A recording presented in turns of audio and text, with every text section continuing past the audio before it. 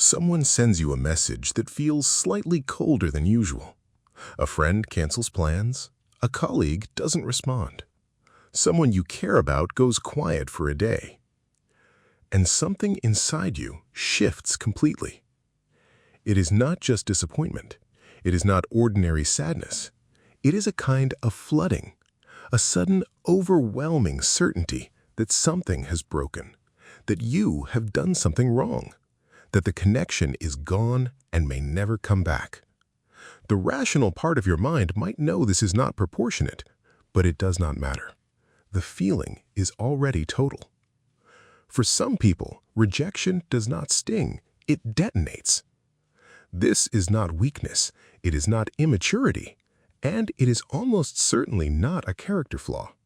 For a significant number of people, the intensity of that response is the result of something that began long before they were old enough to understand it, and in some cases, it is wired into the architecture of a nervous system that was never built to process social threat in the standard way.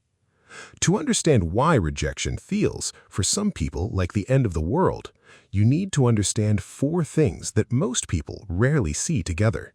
How early attachment shapes the template through which all future connection is experienced, how trauma compounds that template into a permanent threat alarm, how neurological difference creates a lifetime of mismatch that makes social exclusion a recurring feature rather than an occasional wound, and how all three of these pathways converge in an acute emotional experience that has only recently been given a name. The first piece is attachment theory.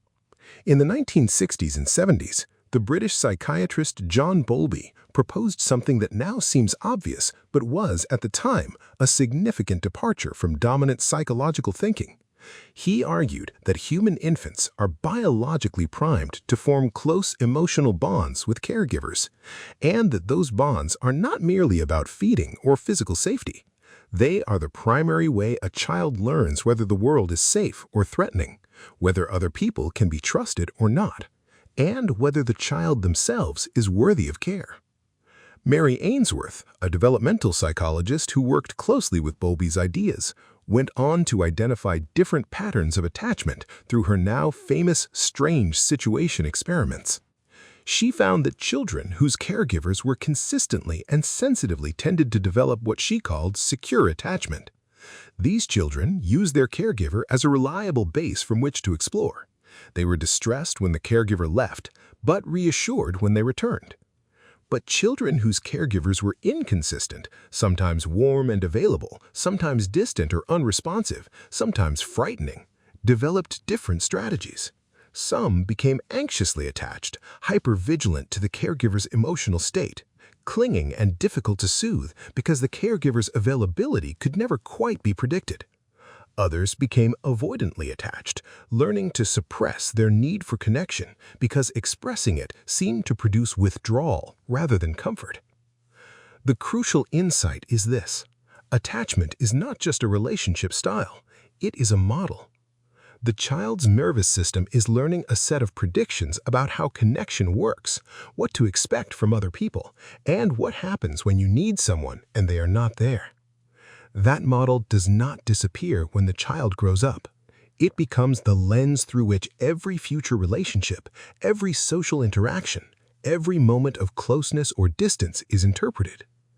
If that early model was built on inconsistency or emotional unavailability, the nervous system learns to treat ambiguity as danger. A slightly cooler message does not just feel slightly cooler, it is measured against a deep background of learned expectation. And if that expectation includes the knowledge built into the body before language that connection can vanish without warning, then even a small signal of distance can trigger a survival-level response. This is where complex PTSD enters the picture. Standard post-traumatic stress disorder is typically associated with a single overwhelming event, a disaster, an assault, an accident. But the psychologist Judith Herman, whose work in the 1980s and 1990s transformed how trauma was understood, argued that there was a distinct and under-recognized form of trauma that arose not from a single event, but from repeated harm, usually within a relationship or environment from which the person could not simply leave. She proposed the term complex PTSD to describe the pattern of psychological effects that resulted from prolonged, repeated trauma, particularly in childhood, and particularly when inflicted by someone the child was dependent on. Complex PTSD produces a different wound than single-event trauma. Because the harm happened inside the relationship itself through emotional neglect, unpredictable rage, chronic invalidation, or other forms of sustained relational damage, the nervous system does not just learn that certain external events are dangerous. It learns that closeness itself may be dangerous, that being known by someone creates the conditions for being hurt, that the very thing you need most, belonging, acceptance, being seen, is also the thing most likely to be taken away. The threat detection system, which is designed to protect you from danger, becomes permanently calibrated to read the social environment as a potential source of harm. And because the original threat was relational, what now triggers the alarm most powerfully is relational cues: a withdrawal, a silence, a changed tone, a perceived disappointment, a moment of exclusion. The person is not overreacting. Their nervous system is doing exactly what it was trained to do. It learned through experience that distance means danger. Every message left unread, every canceled plan, every moment of social uncertainty gets filtered through that training, and the alarm sounds accordingly. Now, consider what happens when these two foundations exist in a nervous system that also processes the social world differently from birth. Autism spectrum disorder is characterized in part by differences in how the brain processes social information. Autistic people often find it harder to read implicit social cues, to decode tone, to understand the unwritten rules that govern neurotypical social interaction. This does not mean they want connection less.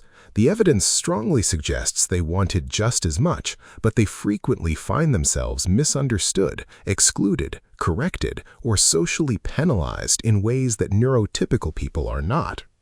Research published in journals including the Journal of Autism and Developmental Disorders has found that autistic people experience significantly elevated rates of social rejection, bullying, and exclusion across childhood and adolescence. Many describe a lifelong experience of being almost right but not quite, of saying the thing that felt true but landed wrong, of reaching for connection and finding the social code had already changed in ways no one explained. What this creates over time is a history. Not one rejection, not two, a pattern, often spanning decades in which the social world has repeatedly produced the experience of being too much, not enough, confusing to others, or simply unwanted. That history does not leave the nervous system unmarked. Each experience of exclusion compounds the last. The body begins to expect it. This is the mechanism through which rejection sensitivity in autistic people often develops. It is not simply neurological hypersensitivity, though that plays a role. It is also the accumulated weight of having learned through repeated experience that social connection is fragile, that you are likely to get it wrong, and getting it wrong has painful consequences. When these three pathways intersect, insecure or disrupted attachment, a nervous system conditioned by relational trauma, and the social marginalization that so often accompanies neurodivergence, the result has a name that has only recently entered wider awareness. Rejection sensitivity dysphoria is a term most commonly used in ADHD literature, associated with the work of psychiatrist William Dodson, though its relevance extends across autism, complex PTSD, and certain personality structures. It describes an extreme, often sudden emotional reaction to the perception of rejection, failure, or criticism. The word dysphoria is important. It comes from the Greek for difficult to bear. This is not ordinary disappointment that fades over an hour. It is a flooding of distress that can feel total, identity-threatening, and physically overwhelming. People who experience rejection sensitivity dysphoria often describe it as a switch being thrown. One moment they were fine, the next the loss feels complete, the shame is total, and the sense of self has collapsed. Some describe physical symptoms, a dropping sensation in the chest, a difficulty breathing, a sudden inability to think clearly. Some will do almost anything to avoid triggering the response, withdrawing before they can be rejected, people-pleasing so exhaustively that they lose track of their own needs, or avoiding closeness altogether, because closeness creates the conditions for loss. The difficulty is compounded by how poorly understood the experience tends to be. People who feel rejection this intensely are frequently told they are too sensitive, too needy, too dramatic. Those labels do not merely fail to help, they add another layer, shame about the sensitivity itself, which becomes its own source of pain, which rejection sensitivity then attaches to as well. What all of this reveals taken together is something important about the relationship between early experience, neurology, and the human need for belonging. Belonging is not a luxury.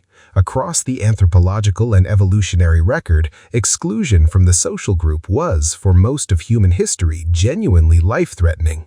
The pain of rejection is not arbitrary. It is a signal built into the social nervous system precisely because connection has always mattered for survival. But that signal is calibrated by experience. A nervous system that grew up in a reliably warm environment with consistent attachment and without relational trauma will register rejection as painful but manageable. A nervous system that grew up learning that connection is unpredictable, that closeness can become harm, that you are likely to misread the room and be penalized for it, that nervous system calibrates the alarm differently, not incorrectly, precisely according to what it was taught. This does not mean the response is immutable. There is meaningful evidence that therapeutic approaches including EMDR, schema therapy, compassion-focused therapy, and certain relational therapies can shift the nervous system's baseline response to perceived rejection over time. Not by removing sensitivity. Sensitivity to connection is part of being human, but by updating the model, by giving the nervous system new data about what closeness can feel like when it's safe. What is perhaps most important, though, is not a technique, it is understanding. If you recognize yourself in this, if rejection has always felt to you more catastrophic than it seems to feel to others, if the fear of exclusion shapes your behavior in ways you do not fully understand, if a single cold message can derail an entire day, it may help to know that you are not broken. You are responding to what you were taught in a body that learned its lessons well. The question worth sitting with is not why you feel things so intensely, it is what those feelings were originally trying to protect. And the answer to that is almost always the same thing they are still trying to protect now. Connection, the certainty of it, the knowledge that it will not disappear. That is not too much to need. It is entirely, recognizably human. The person who cannot stop replaying a slightly cold message is not overreacting. They are doing exactly what their nervous system learned to do, scanning for the threat of loss in a world that made that scan entirely necessary. The work, slowly, is to learn that the world it is scanning for may no longer be the world they are living in.